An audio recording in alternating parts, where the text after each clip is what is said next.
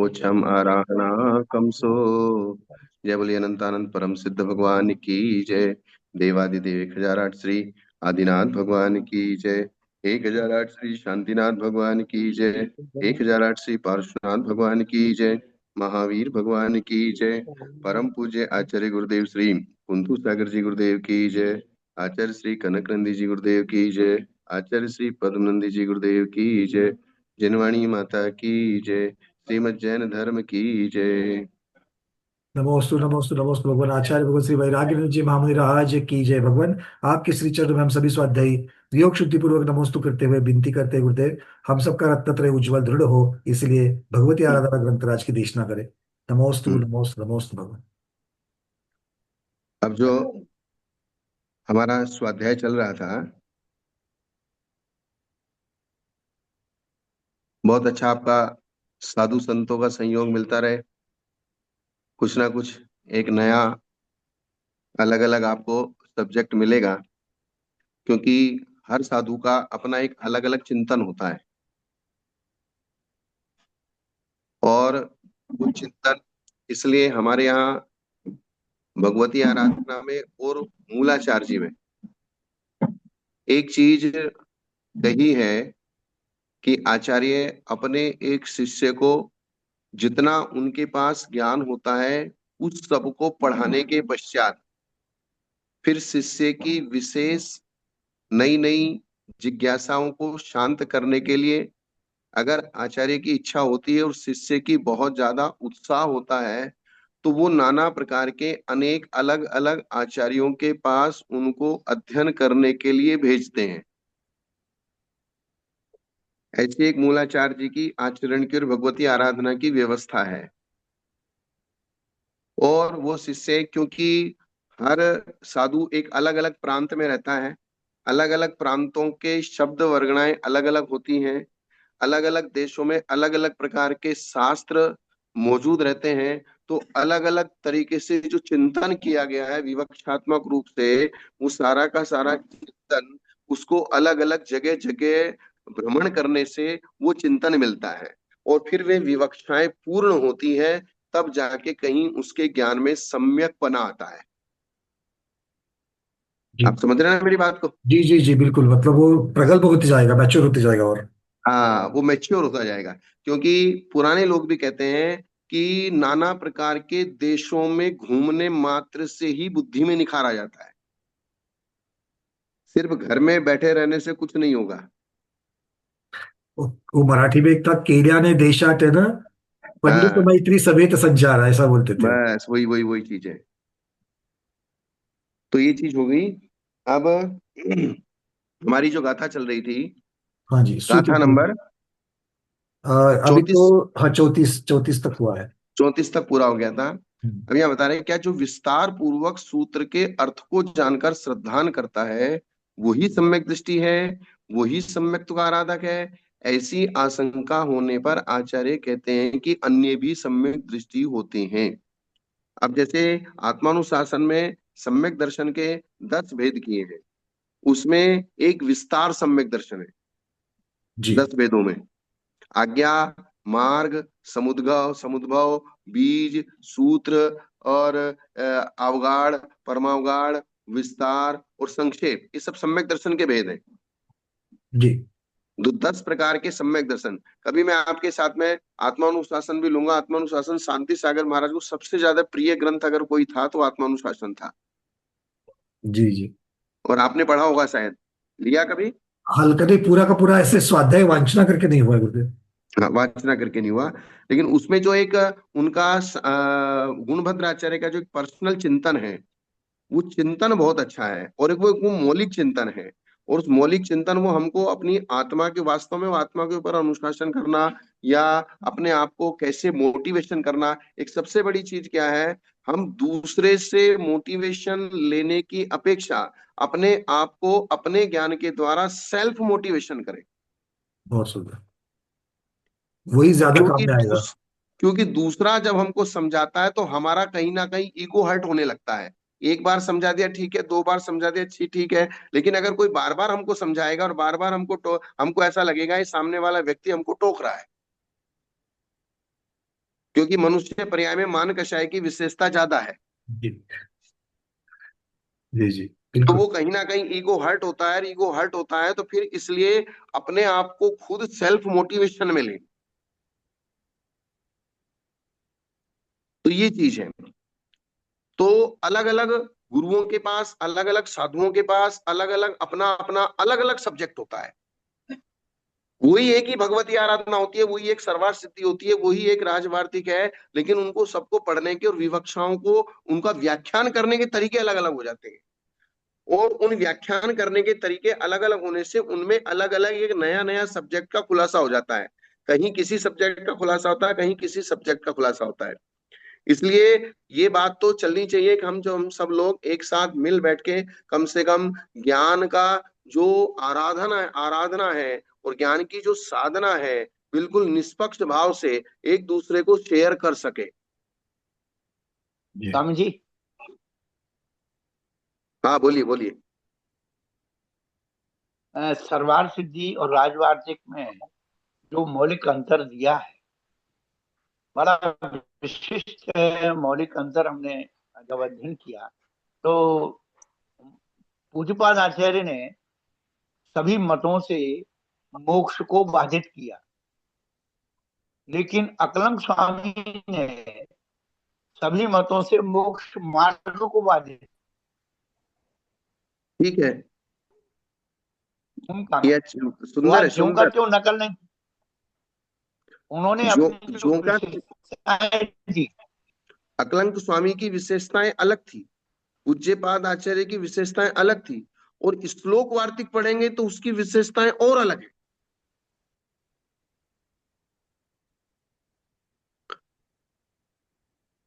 आपकी आवाज नहीं आ रही।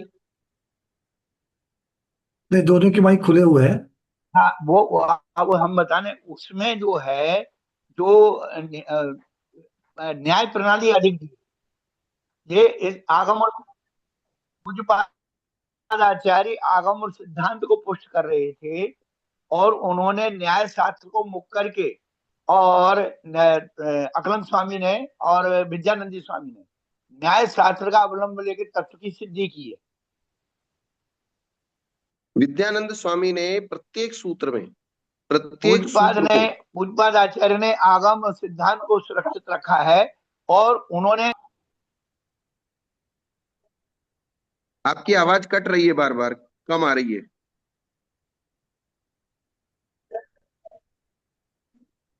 आपकी आवाज कट रही है स्वामी जी। मोहित भैया को वो वहां जो से है पूज्यपाद आनंद स्वामी ने और विद्यानंदी आचार्य ने न्याय शास्त्र को सामने रख करके तत्व के बारे में जो अन्य दर्शनों में भ्रांतियां फैली थी, उनका निराकरण किया है। ठीक है। और पूज्यपाद स्वामी ने आगम और सिद्धांत की पुष्टिपूर्ण जो है व्याख्या की है। ठीक है।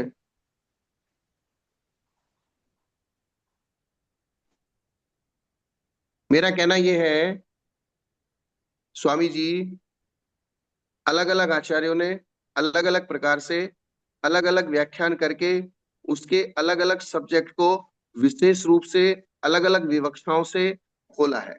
आज जैसे हम एक श्लोक वार्तिक पढ़ रहे थे सुबह, तो श्लोक वार्तिक में एक सूत्र आया, ज्ञानावरण दर्शनावरण के आश्रव के कारण। अब उन्होंने ये तो बता दिया कि तत्प्रदोष निर्णव मात्सर्य अंतरा, ये तो पूज्य पादाचार्य ने भी बता दिया, आगम की व्याख्या बता दी, अकलंक स्वामी ने भी आगम और सिद्धांत को पुष्ट कर दिया। लेकिन उन्होंने एक जन सामान्य, जो आज की एक नई पीढ़ी है, प्रत्येक व्यक्ति जो एक हर चीज का रीजन मांगता है, पंकज जी, जी स्वामी जी, जो हर हाँ चीज हाँ का एक, हर चीज का एक रीजन मांगता है कि तत्प्रदोष हाँ आदि ये ज्ञानावरणी कर्म के बंध के कारण कैसे हैं, इसका रीजन चाहिए हमको, और वो प्रैक्टिकल चाहिए। तो उन्होंने एक बहुत सुंदर व्याख्या आज श्लोक वार्तिक जी में यहाँ पर की, कि जिस प्रकार से हम कोई भी चीज जब इंद्रियों के घृणा के रूप में उपस्थित होती है, द्वेष या घृणा के रूप में उपस्थित होती है, हम तुरंत, हमारा हाथ अगर कान में नाक में दुर्गंध आ रही है तो हमारा हाथ नाक को ढक लेता है। कान में खोटे शब्द पढ़ रहे हैं तो हमारा हाथ कान को ढकने की कोशिश करता है। आंखों के सामने कोई जुगुप्सित दृश्य उपस्थित हो रहा है तो हमारा हाथ जो है आंखों को ढकने की कोशिश करता है। और अगर हमको कोई अनचाहा खिलाना चाहता है जो हम खाना नहीं चाहते तो हम अपने मुंह को बंद कर लेते हैं, मुंह को ढक लेते हैं। पंकज जी, बहुत गंभीर चीज है ये। बिल्कुल बिल्कुल बिल्कुल। उन्होंने एक प्रैक्टिकल रूप में समझाने को, तो जिस प्रकार से हम लोक व्यवहार में कोई जुगुप्सित चीज इंद्रियों के संपर्क में आती है तो हम उन इंद्रियों को समेट के या उन इंद्रियों को ढक देते हैं। मतलब एक प्रकार से हमको उससे द्वेष होता है। बोले इसी प्रकार से जो प्रद्वेष है, ज्ञान के विषय में जो जो जैसे उन्होंने प्रद्वेष, तत्प्रदोष, निंदा, मात्सर्य, अंतराय, ये सब एक प्रकार से द्वेष की ही, घृणा की ही क्वालिटियां हैं। किसकी क्वालिटी? घृणा और ईर्ष्या की क्वालिटियां। अनिष्ट मान रहे उसको, अनिष्ट मान रहे जैसे उसको। हाँ, उसको अनिष्ट और इसलिए ज्ञानावरणी कर्म का बंद होता है। तो ज्ञान ज्ञान के ऊपर आवरण होता है, अर्थात ज्ञान के ऊपर ढकाव होता है, अर्थात ज्ञान को ढक देते हैं। तो जैसे हम कोई अनिष्ट पदार्थ इंद्रियों के संयोग में आता है तो हम अपने हाथ आदि के द्वारा अपने उस इंद्रिय को ढक लेते हैं या उससे दूर हो जाते हैं। उसी प्रकार से ये प्रदोष आदि भी आत्मा को ढक देते हैं। प्रदोष आदि भी ज्ञानावरण आदि कर्म के माध्यम से आत्मा को क्या कर देते हैं? ढक देते हैं। आत्मा के ये ज्ञान को ढक देते हैं। माणिकचंद जी कौंदे ने व्याख्या की। हाँ, ये श्लोक वार्तिक में इस प्रकार से व्याख्या की है कि उसको प्रैक्टिकल से समझाने की कोशिश की है। हर सब्जेक्ट को, तत्वार्थ सूत्र का जितना भी मैटर है वो सारे के सारे मैटर को इस तरीके से समझाने की कोशिश की है कि आपको बिल्कुल एक प्रैक्टिकल में युक्ति से वो बिल्कुल आपके दिमाग में उतर जाए कि जिनेंद्र भगवान का कहा हुआ जितना भी प्रमेय है वो सारा का सारा प्रमेय जो है अनुमान से, आगम से, युक्ति से, तर्क से, सिद्धांत से, सब प्रकार से सिद्ध होता है। और वो ही जो सिद्ध करना उनका है वो हमारे सम्यक दर्शन को दृढ़ करता है। ये माणिकचंद जी कौंदे ने लिखा है अनुवाद। तो माणिकचंद जी कौंदे ने उसी श्लोक वार्तिक जी की, विद्यानंद आचार्य की जो व्याख्या थी, उस व्याख्या को, जो हाँ वही। टीका थी, श्लोक थे, उन श्लोकों का अर्थ किया गया है हाँ हाँ, अच्छा अच्छा, वो इस खुलासा प्रकार किया से। है, विशेष किया हाँ, ऐसा। मतलब मूल है। टीका हम में उन्हीं ही के है ये। गांव में। मूल टीका में है ही ये। हाँ, मूल टीका में जो इस श्लोक वार्तिक का मतलब जो विद्यानंद स्वामी जी ने श्लोक लिखे हैं युक्ति के लिए, हाँ जो हाँ, जो उसी श्लोक उसी। सब्जेक्ट लिखे हैं उन श्लोकों का विशेष रूप से खुलासा माणकचंद जी कौंदे ने किया। फिर उसके बाद माणकचंद जी कौंदे के ही सब्जेक्ट को लेके सुपार्श्वमती माता जी ने उसकी हिंदी टीका की। वो थोड़ा सा हिंदी, पुरानी हिंदी थी, सुपार्श्वमती माता जी ने उसको थोड़ा नया हिंदी किया और उस सब्जेक्ट को थोड़ा सा सरलीकरण करके, या वो बहुत ज्यादा सब्जेक्ट हो रहा था उसमें थोड़ा सा काट छाट करके सुपार्श्वमती माता जी ने लिखा। उसमें नहीं, माणिकचंद जी कौंदे की टीका में विश्लेषण थोड़ा ज्यादा हुआ है। हाँ, बस वही, विश्लेषण इसलिए उसी को, उनको इसलिए विश्लेषण को निकाल करके उन्हें सरलीकरण किया। हाँ, मतलब सार यही रहा कि विषय जो जो चल रहा है, उस ग्रंथ का जो विषय है, उस हाँ, विषय की अपेक्षा से, प्रधानता की अपेक्षा से वर्णन वहां पर आ जाए। बस। अब यहाँ पे ये जो गाथा चलेगी हमारी, क्या जो विस्तार पूर्वक सूत्र के अर्थ को जानकर श्रद्धान करता है वो सम्यक दृष्टि है, या और दूसरा भी सम्यक दृष्टि हो सकता है? ऐसी शंका होने पर आचार्य गाथा कहते हैं। धम्मा धम्मा गासाणी पोकला काल दव जीवे ये आणाए सद्दहंतो सम्मत्तारा हो भणिदो। धर्म द्रव्य, अधर्म द्रव्य, आकाश द्रव्य, पुद्गल द्रव्य, काल द्रव्य और जीव द्रव्य को आज्ञा से श्रद्धान करने वाला भी सम्यक्त्व का आराधक होता है। एक तो विस्तार पूर्वक समझना, अर्थात उसका द्रव्य समझना, गुण समझना, पर्याय समझना, उसकी व्याख्या समझना, और धर्म द्रव्य, अधर्म द्रव्य, आकाश द्रव्य, इस आकाश में धर्म द्रव्य अधर्म द्रव्य की स्थिति कैसे है, किस प्रकार से है, क्योंकि दिखाई तो देता नहीं है, तो उसको युक्ति से, आगम से, तो विस्तार पूर्वक उसको जान के सिद्ध करके ग्रहण करना, वो विस्तार में आ जाएगा। और जो इतना विस्तार नहीं करना जानते, या जिनकी विस्तार बुद्धि नहीं है, या जिनके पास इतना क्षोभसम नहीं है, तो उनके लिए आज्ञा मात्र ही, जिनेंद्र भगवान की आज्ञा मात्र ही सम्यक दर्शन का कारण बनेगी। तो इसलिए ऐसा नहीं है कि ज्ञानियों को ही सम्यक दर्शन होगा, अज्ञानियों को सम्यक दर्शन नहीं होगा।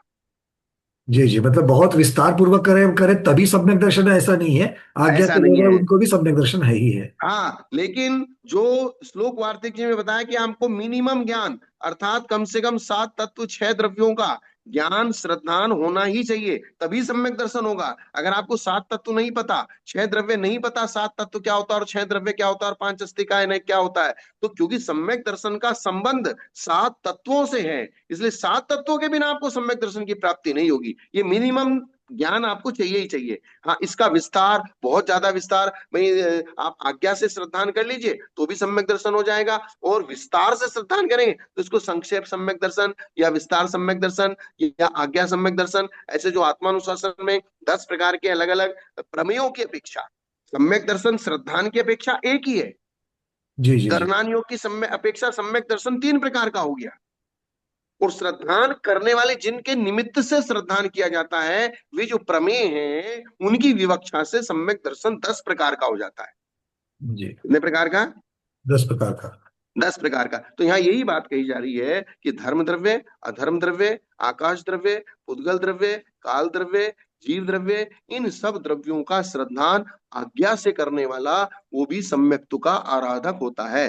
अर्थात जिनेन्द्र भगवान ने जो कुछ कहा है वो सब मुझे स्वीकार है, वो सब भले ही मेरी क्षोभसम बुद्धि में मुझे समझ में नहीं आ रहा है, क्योंकि जिनेन्द्र भगवान अन्यथावादी नहीं होते। इस प्रकार का एक निर्देश अपने दिमाग को आदेश देना जरूरी है, क्योंकि जिनेन्द्र भगवान अन्यथावादी नहीं है। मेरी समझ में कम आए चाहे ज्यादा आए, लेकिन जो जिनेन्द्र भगवान ने कहा है वो सत्य है, उसमें किसी भी प्रकार का मुझे संशय नहीं है। इस प्रकार का निर्देश और आदेश अगर उसने अपने दिमाग को दे दिया है तो उसका सम्यक दर्शन कहीं जाने वाला नहीं है।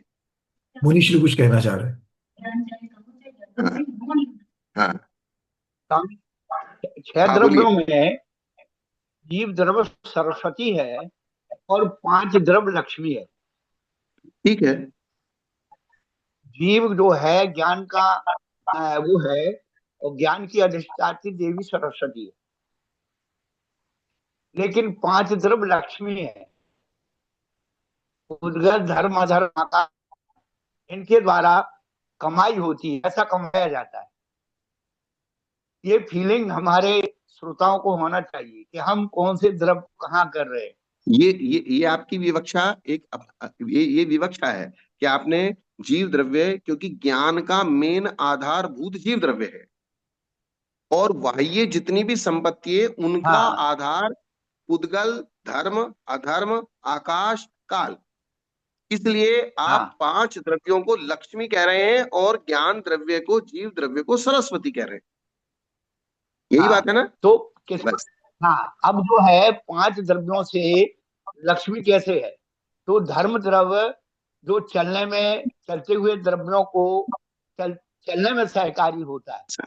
जो टोल टैक्स लगता है स्वामी जी, हाँ, समझ रहा हूँ, टोल समझ रहा हूँ। टैक्स लगता है, वह जो है धर्म द्रव्य की कमाई है। आरक्षण करके बैठ करके जाते हैं, ये अधर्म द्रव्य की कमाई है।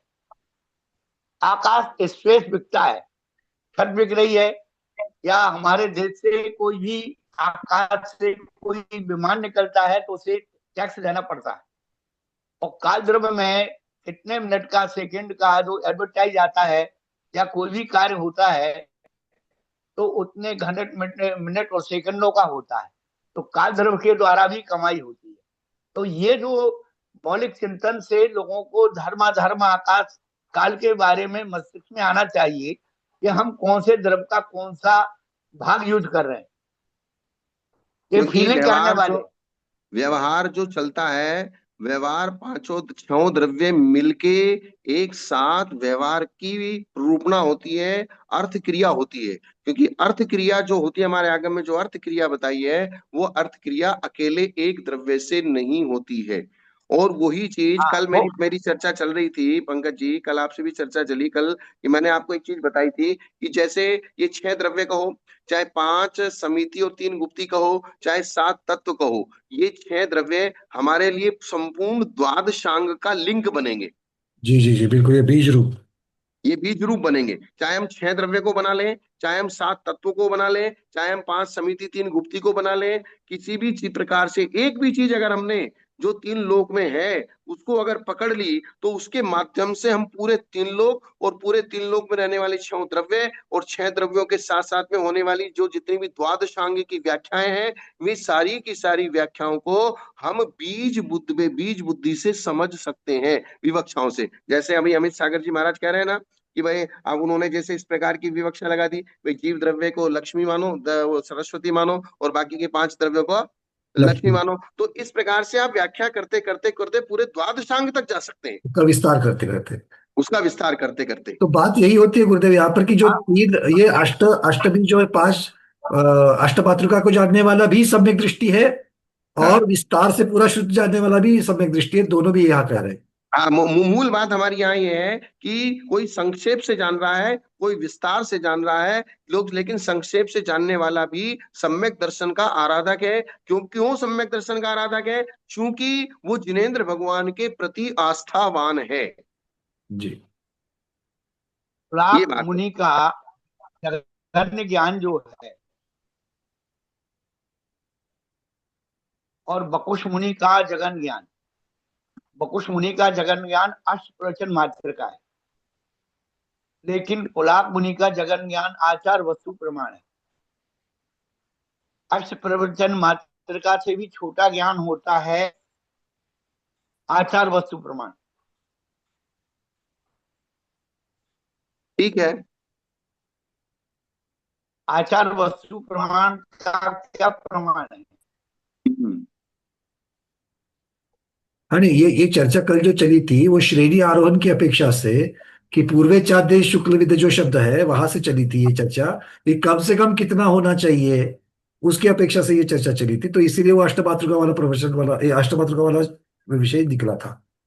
वो तो मैंने कल बता दिया था ना, अष्ट जी प्रवचन जी मात्रिका भी अगर है जी तो वो बीज बुद्धि वाला अष्ट प्रवचन मात्रिका लेना। जी जी।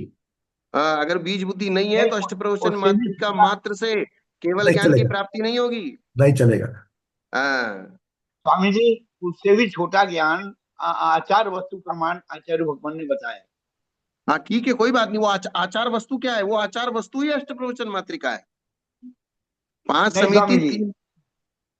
नहीं नहीं नहीं नहीं, ये नहीं तो ये आचार वस्तु। एक मिनट एक मिनट, आचार वस्तु जो छोटा ज्ञान है उस आचार वस्तु में क्या लेना?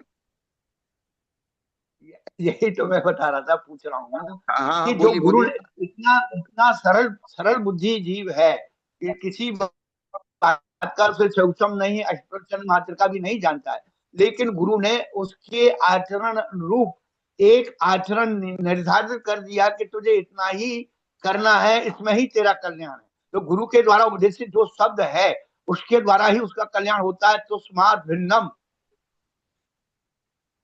उसमें कुछ भी याद नहीं है। गुरु ने एक पकड़ा दिया कि तेरा इतने करने मात्र से ही तेरा कल्याण हो जाएगा।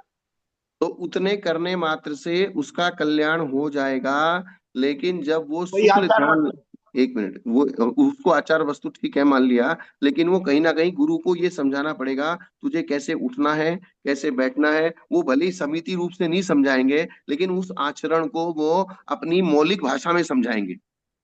मतलब शब्द भले अगर वो ना हो, शाब्दिक मतलब वो वाले टेक्निकल शब्द शब्द ना भले ही हो। वो 5 समिति वाले ना हो, लेकिन हाँ मौलिक भाषा में आचार्य को चाहे ये जरूर स्वामी जी। बताना पड़ेगा कि आपको आहार करने जाना है तो आपको ऐसे जाना है, आपको किसी से बोलना है तो ऐसे बोलना है, कमंडल उठाना रखना है तो आपको जो ये पिछली दी गई है इससे स्वच्छ करके उठाना रखना है, और आपको जो ये शास्त्र दिया गया है या फिर इसको उठाना रखना है, या आपको लघु शंका सोच जाना है, क्योंकि इन 5 काम के अलावा साधु के पास और छठा काम नहीं है। तो इनको वो 5 समिति के रूप में ना समझा के एक मौलिक रूप में समझाना पड़ेगा उनको। और ये उन्होंने जिनवानी से नहीं, नहीं पढ़ा है, गुरु से ले ये लिया है, तो ये गुरु से पढ़ लिया, बस इतना सा गुरु बात है। को ही जिनवानी मान करके ले लिया। हाँ आपकी बात को मैं स्वीकार कर रहा हूँ, लेकिन जो उसका भावात्मक ज्ञान है वही ये वही गुरु वही ने हम कह रहे हैं। उनको ये कहा। इसी बात का ध्यान रखना है, मूल बात ये है। मूल बात ये कहना चाह रहे हैं आप कि वो शब्दात्मक ज्ञान उसको नहीं हुआ है, लेकिन भावात्मक ज्ञान गुरु ने उसको 5 समिति का करा दिया है। विषय वही है, मतलब विषय वही है। सब्जेक्ट वही है, सब्जेक्ट अलग नहीं है। चलो ठीक है। और उन्होंने उसको आज्ञा सम्यक्त की अपेक्षा से, भले मैं उसको नहीं समझता, किंतु आज्ञा हाँ, सम्यक्त से यही है, इस प्रकार से उन्होंने ले लिया। कभी कभी क्या होता है पंकज जी, मुझे एक ऐसा लगता है स्वामी जी, कि जैसे नाम, स्थापना, द्रव्य, भाव, इन चार निक्षेपों को प्रत्येक जीव लोक व्यवहार में यूज कर रहा है, लेकिन किसी को ये मालूम नहीं कि हम ये नाम निक्षेप का यूज कर रहे हैं, बिल्कुल। स्थापना निक्षेप का यूज कर रहे हैं, द्रव्य निक्षेप का यूज कर रहे हैं, या भाव निक्षेप का यूज कर रहे हैं, लेकिन यूज चारों निक्षेप का कर रहे हैं, क्योंकि चारों निक्षेप का यूज किए बिना लोक व्यवहार नहीं चलता। हाँ, वो आपकी बात सही है, हाँ, परंतु तीन जो निक्षेप जो है समझाने के लिए हैं। समझा नहीं, हम तो यदि हमारे पास आगम भाव है, इसलिए हम उसकी परिभाषा को भाव आगम के परिप्रेक्ष्य में समझ रहे हैं। लेकिन जो सामान्य एक व्यक्ति है, एक मुस्लिम समाज का व्यक्ति है, वो भी अपने बच्चे का एक नाम रखता है, वो यूज नाम निक्षेप का ही है, लेकिन उसको ये मालूम नहीं है कि ये नाम निक्षेप है। वो नाम निश्चय नहीं, समझ आपकी करके बात नहीं कर रहा, उसका उपयोग नहीं कर रहा वो। लेकिन वो उपयोग नाम निक्षेप का ही कर रहा है, हाँ, बिल्कुल। नहीं, हमने व्यवहार चलाने। अनुत्तर अनुत्तर जिज्ञासा में चारों को सम्यक और मिथ्या दोनों रूप में हमने उसे घटित किया है। वो ठीक है, लेकिन इसी प्रकार से हम लोग भी, जो एक मुनि महाराज हैं, अब उनको जैसे आचार्य महाराज ने आशीर्वाद दिया, बोले तेरा धर्म वृद्धि रस्तु, तो बोले धर्म वृद्धि रस्तु क्या होता है? तो फिर महाराज ने कहा तेरा कल्याण हो, बोले कल्याण क्या होता है? फिर महाराज ने एक एक और सीधा शब्द लाया, बोले तेरा भला हो। हाँ, बोले ये ठीक है।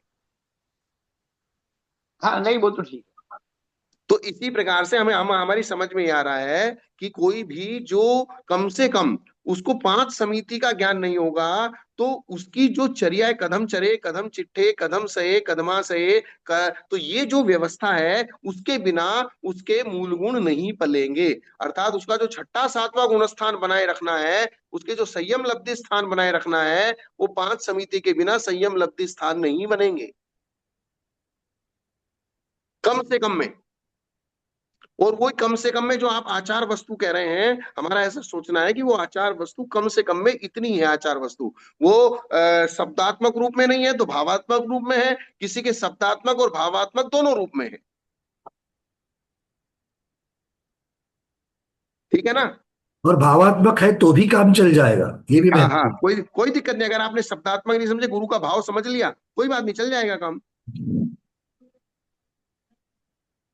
हाँ,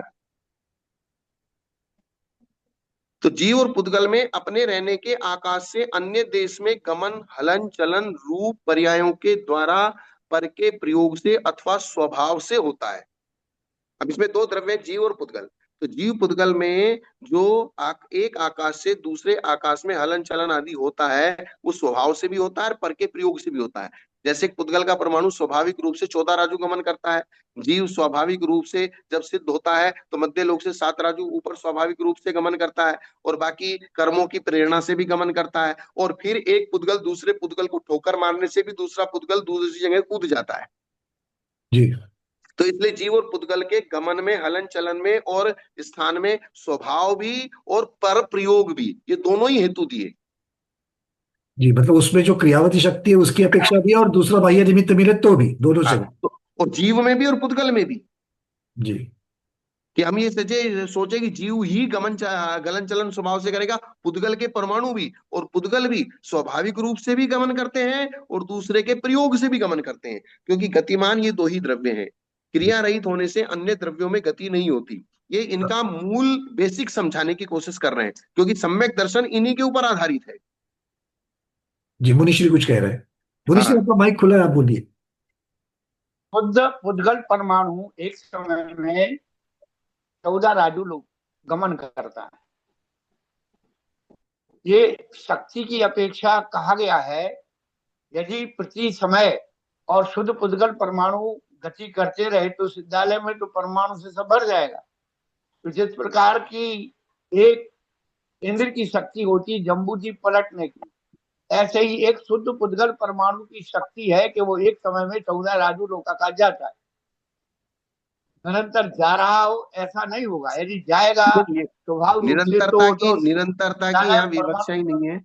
निरंतरता की कोई विवक्षा नहीं है, अगर किसी पुद्गल परमाणु को जाना हो तो वो जा सकता है, अगर किसी भी नहीं, वो पुद्गल शक्ति की परमाणु को अपेक्षा, जाना। वही बात किसी पुद्गल परमाणु को जाना हो तो वो उसके पास शक्ति भी है, प्लस उसका व्यक्त करने का भी साधन है। लेकिन सोधर्म इंद्र के पास शक्ति है, लेकिन उस शक्ति को जम्बूद्वीप को उलटने की, व्यक्त करने का साधन नहीं है। व्यक्तता नहीं है उसकी, सिर्फ क्या? संभावना है। सिर्फ संभावना है, व्यक्तता नहीं हो सकती उसकी। हाँ, इसलिए संभावना उसको संभावना सत्य कहेंगे। लेकिन पुद्गल परमाणु शक्ति भी है और वो शक्ति व्यक्त भी होती है। जिसमें व्यक्त हो जाती है अब वो वो ठीक चौदराजु है गमन कर जाता है, और जिसकी व्यक्त नहीं होती है वो चौदराजु गमन नहीं करता है।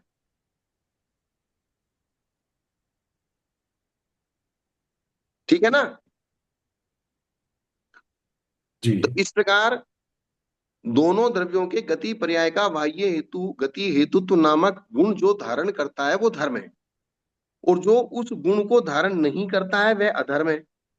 गति में जो निमित्त बनता है वो धर्म द्रव्य है, और गति में जो निमित्त नहीं बनता है वो अधर्म द्रव्य है। यद्यपि जीवादि में भी गति हेतुता का साधारण धर्म रहता है, जीवादिक में भी गति हेतुता का साधारण धर्म रहता है, तथापि अर्थात जीव एक दूसरे को गमन नहीं कराते, जीव भी ढकेल देते हैं साधारण रूप से, तथापि उनमें धर्म शब्द की प्रवृत्ति नहीं होती।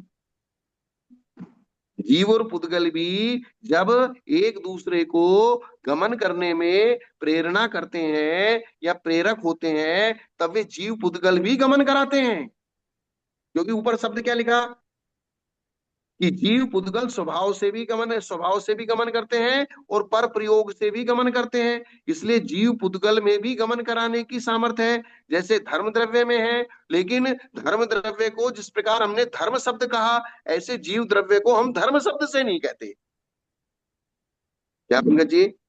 जी, दोनों में फर्क है, क्योंकि धर्म धर्म द्रव्य भी वो कर रहा है, यहाँ पर स्वभाव से भी कर सकता है या फिर पर या दूसरे के निमित्त से भी हो सकता है। तो किंतु इसलिए जीव और पुद्गल में धर्म शब्द की प्रवृत्ति नहीं है, उन्हें जी धर्म के नाम से नहीं कहते, क्योंकि जी रूढ़ी शब्द प्रतिनियत विषयों में रहता है। ये पहले ही हमने कह दिया था कि अर्थात धर्म द्रव्य अगर हम कहेंगे तो आकाश के प्रदेशों में जो धर्म नाम का द्रव्य है, अखंड है और अस्तिकाय है, उसको ही हमने धर्म द्रव्य कहा है।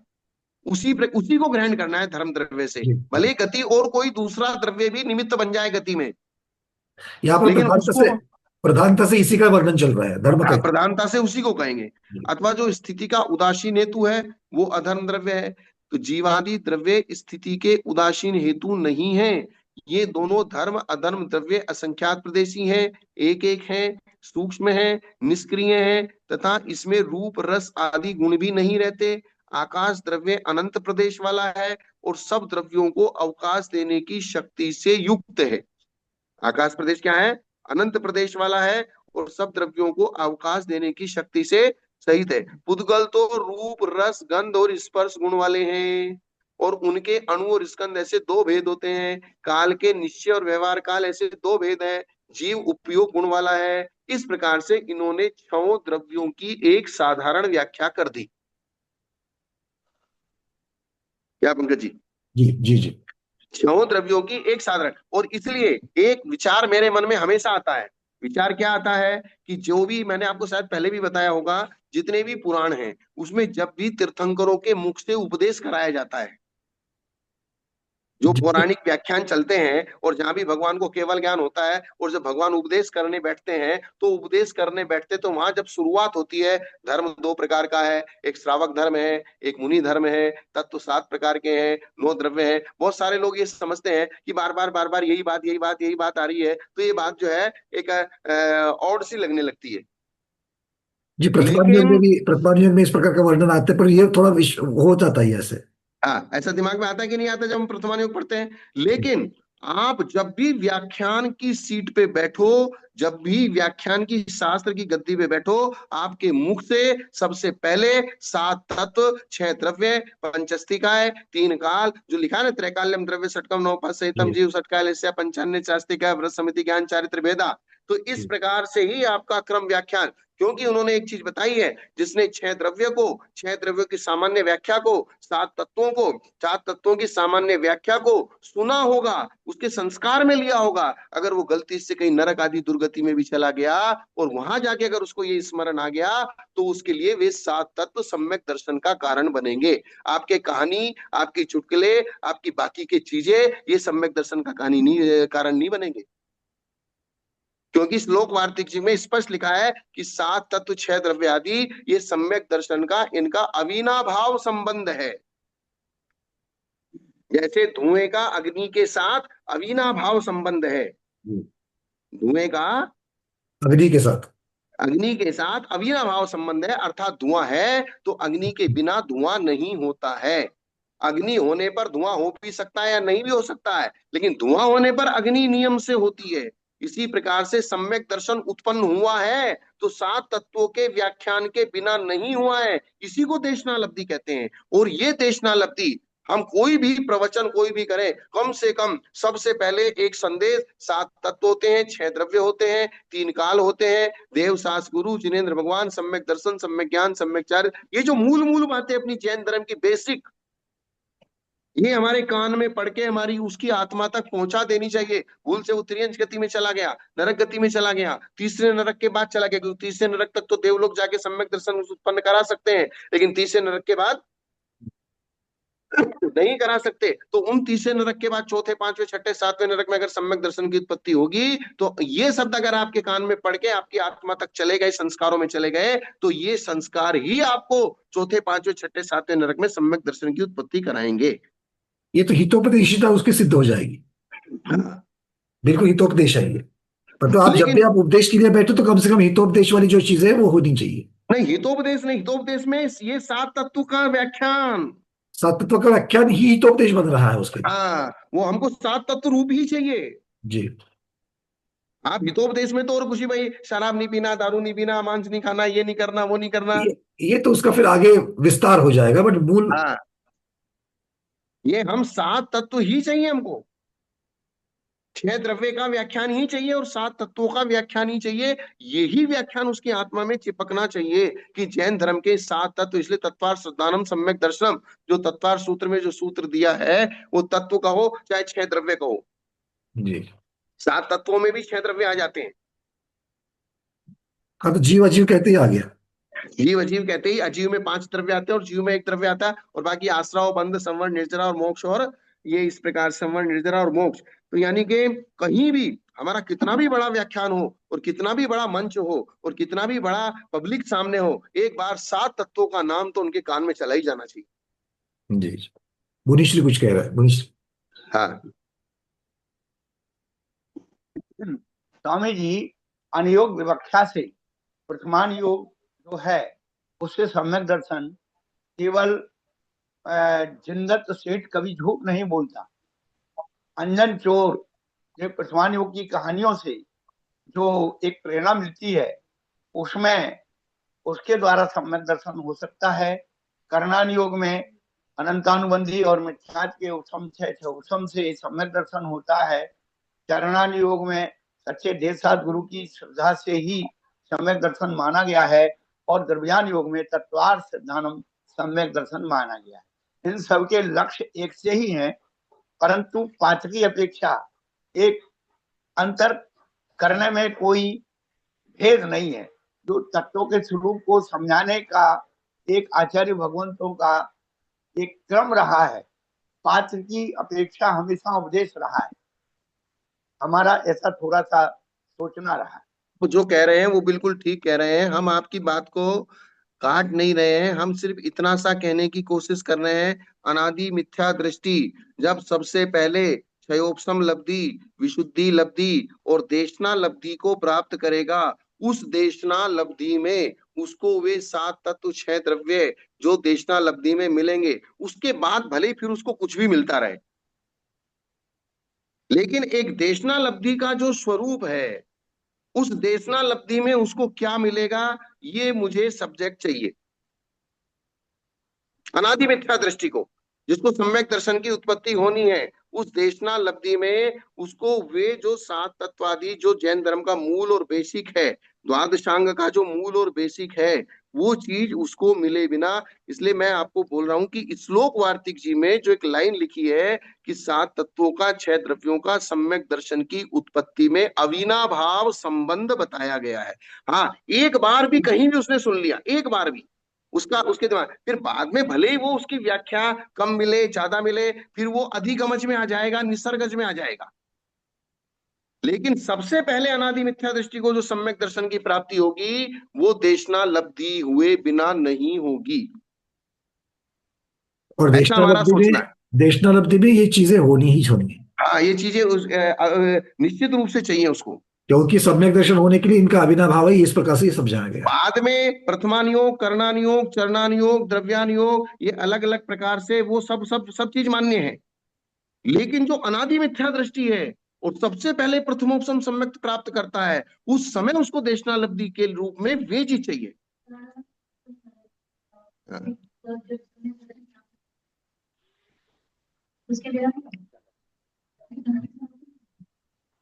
चलिए। और अगर पुराणों में किसी प्रकार से इस प्रकार से लिखा है, वहां ये भी लिखा है कि भाई चलो इन्होंने एक कथा सुनाई, ये इस प्रकार से उनको उपदेश दिया और उसने सम्यक दर्शन ग्रहण कर लिया, तो उसमें बीज रूप से वे सात तत्व छह द्रव्य रहेंगे ही रहेंगे, ऐसा हमारा मानना है।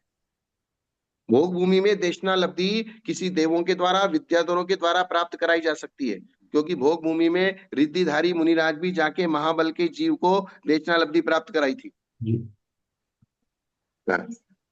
क्योंकि सम्यक दर्शन का जो बेस है वो बताए बिना, मेरे मेरे हिसाब से सम्यक दर्शन का बेस बताए बिना सम्यक दर्शन की प्राप्ति नहीं। नहीं होगी, ये चीज है।